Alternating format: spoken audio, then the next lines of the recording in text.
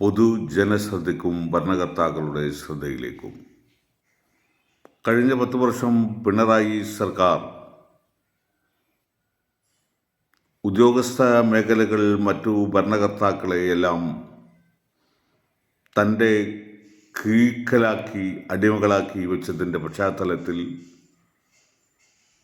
അവരുടെ അഭിപ്രായ സ്വാതന്ത്ര്യം, മാധ്യമ സ്വാതന്ത്ര്യം, ഭരണത്തിലെ പ്രവർത്തന സ്വാതന്ത്ര്യം, ഉദ്യോഗസ്ഥന്മാർക്ക് സ്വതന്ത്രമായി സത്യത്തിനും നീതിക്കും ധർമ്മത്തിനും വേണ്ടി പ്രവർത്തിക്കാനുള്ള എല്ലാവിധ സംവിധാനങ്ങളെയും തടുത്തുകൊണ്ടുള്ള ഏകാധിപതിയായ അക്രമിയായ ഭരണ സംവിധാനം കാഴ്ചവെച്ചപ്പോൾ ഭരണ സംവിധാനം തികച്ചും അക്രമത്തിൻ്റെ പാതയിലേക്ക് നീങ്ങി. അത് എല്ലാ മേഖലയിലും, പ്രത്യേകിച്ച് മയക്കുമരുന്നിൻ്റെ മേഖലയിലും പിണറായിയുടെ കൂട്ടുകെട്ട് വലിയതായിരുന്നു.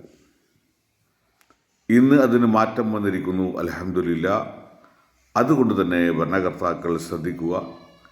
SI, അതുപോലെ AE, അങ്ങനെ നമ്മുടെ വിദ്യാഭ്യാസ വകുപ്പാണെങ്കിൽ ഹെഡ് മാസ്റ്റർ അല്ലെങ്കിൽ ഹെഡ് ടീച്ചർ, അതുപോലെ തന്നെ മറ്റു അത്തരം ഉദ്യോഗസ്ഥരായ ആളുകൾക്ക് ഒരു മാസത്തിൽ ഒരു പ്രാവശ്യമെങ്കിലും മാധ്യമങ്ങളെ വിളിച്ചു വരുത്തി അവർ ചെയ്ത പോസിറ്റീവ് കാര്യങ്ങൾ പറയുവാനും ചെയ്യാൻ പറ്റാത്തത് ഭരണകർത്താക്കളെ അറിയിക്കാനും മീഡിയകളിലൂടെ ജനങ്ങളെ അവർക്ക് അഭിസംബോധനം ചെയ്തുകൊണ്ട് ആ ഏരിയയിലുള്ള പ്രശ്നങ്ങളെ പരിഹരിക്കാനുള്ള ശ്രമത്തിൻ്റെ ഭാഗമായി ഇത്തരം ജനകീയമായ ഒരു മാധ്യമ സംവിധാനത്തിലൂടെ ജനങ്ങൾക്ക് കാര്യങ്ങൾ എത്തിക്കാനുള്ള അവകാശം ഗവൺമെൻറ്, പ്രത്യേകിച്ച് മുഖ്യമന്ത്രി, ആഭ്യന്തരമന്ത്രി നൽകേണ്ടതാണ്.